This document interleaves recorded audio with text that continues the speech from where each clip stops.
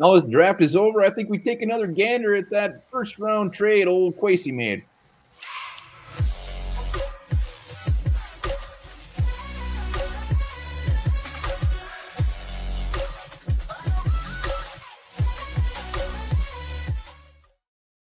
All right, welcome back to the Onebar and Lupagus show. I'm Onebar with Lupagus. In this episode, we're going to be talking about that first round trade that got everybody's panties in a bunch. But now that the draft is over, we can actually look at it as a whole. My panties are still like in a knot. Cannot get them undone.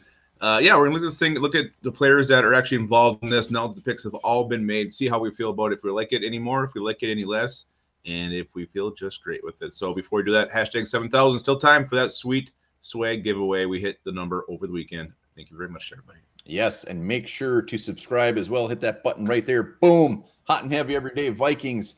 So, yeah, I mean, any way you look at this, it's tough not to feel that the Vikings got the short end of the stick on the trade. We know they moved back a ton, and the compensation-wise didn't really feel like it matched, which everybody was upset about.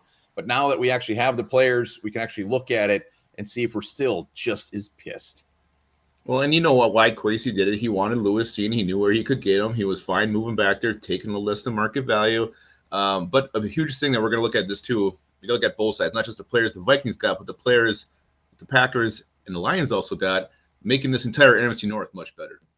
Yeah, but Quasey seems to not really give two craps about what they give, and I actually kind of enjoy that about him. So he wants to trade with them. If they were giving him the most compensation, he doesn't care. So let's do this. We're not going to be able to tell who was the winner of this trade for years to come, but at least we got the players around it. So Vikings, first round trade, they gave up 12-46 to the Lions for 32-34-66. We know that. But then it just all of a sudden started growing legs all over the place. Vikings end up trading 34 for 53 and 59, and then end up trading up again for Andrew Booth with the Colts. So we get more picks there. I'm not going to go into the whole thing, but a lot of this has to do with the players we got in the mid rounds, late rounds, and also some guys in the beginning. Yeah. So, I mean, if you got the list here, let's just go over it. So really what this ends up being is we got Lewis Cine, Andrew Booth, Ed Ingram, and Brian Asamoah out of this trade. We ended up getting 4 players out of this, which when you look at those 4 and moving back all the way to 32, not too shabby. Well, no, you weren't going to get Cine and Booth sticking with how you were.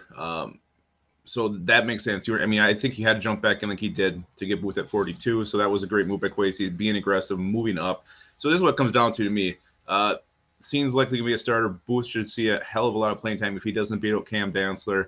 Ed Ingram sounds like, as logjam as that guard position is, sounds like he could actually compete for a starting job as well. You got Asamoah, who's not going to, start ahead of Hicks or Kendricks, but a guy who I think will be rotated quite heavily. So I think you actually potentially have 4 players who could be impact players in year 1.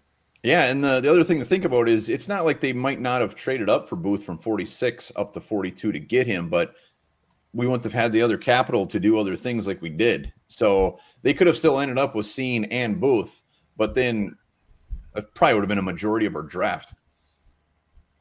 Yeah, absolutely. So Booth was probably not going to fall to 46 when we were sitting there originally. You had to move up, like you just said. So to notify that, to get the picks and make this happen, I mean, it is a pretty damn good move, pretty smooth move by Quasey. And again, now we got to look at who the other teams got. You got to go against Christian Watson now with Aaron Rodgers throwing him the ball, speed, size guy.